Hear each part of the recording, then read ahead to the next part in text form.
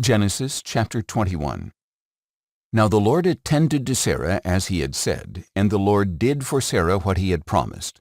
So Sarah conceived and bore a son to Abraham in his old age, at the very time God had promised. And Abraham gave the name Isaac to the son Sarah bore to him. When his son Isaac was 8 days old, Abraham circumcised him as God had commanded him. Abraham was 100 years old when his son Isaac was born to him. Then Sarah said, God has made me laugh, and everyone who hears of this will laugh with me. She added, Who would have told Abraham that Sarah would nurse children? Yet I have borne him a son in his old age. So the child grew and was weaned, and Abraham held a great feast on the day Isaac was weaned. But Sarah saw that the son whom Hagar the Egyptian had borne to Abraham was mocking her son, and she said to Abraham, Expel the slave woman and her son, for the slave woman's son will never share in the inheritance with my son Isaac. Now this matter distressed Abraham greatly, because it concerned his son Ishmael. But God said to Abraham, Do not be distressed about the boy and your maidservant. Listen to everything that Sarah tells you, for through Isaac your offspring will be reckoned.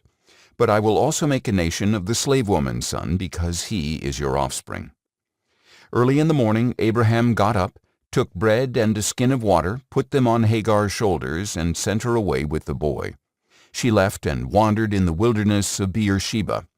When the water in the skin was gone, she left the boy under one of the bushes. Then she went off and sat down nearby, about a bowshot away, for she said, I cannot bear to watch the boy die.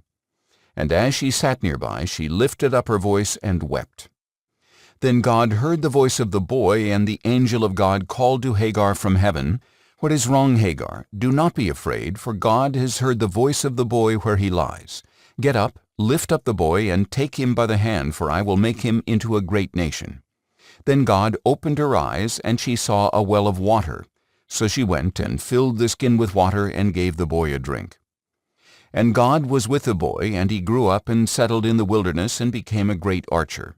And while he was dwelling in the wilderness of Paran, his mother got a wife for him from the land of Egypt. At that time Abimelech and Phicol, the commander of his army, said to Abraham, God is with you in all that you do.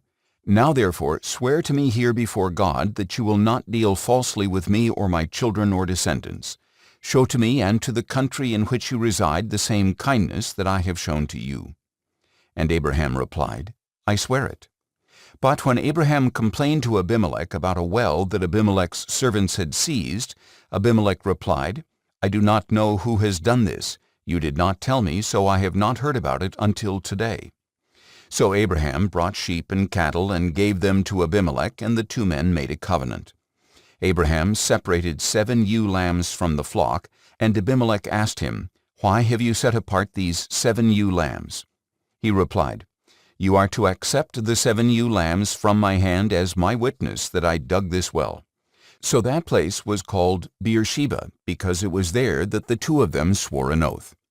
After they had made the covenant at Beersheba, Abimelech and Phicol, the commander of his army, got up and returned to the land of the Philistines. And Abraham planted a tamarisk tree in Beersheba, and there he called upon the name of the Lord, the eternal God. And Abraham resided in the land of the Philistines for a long time.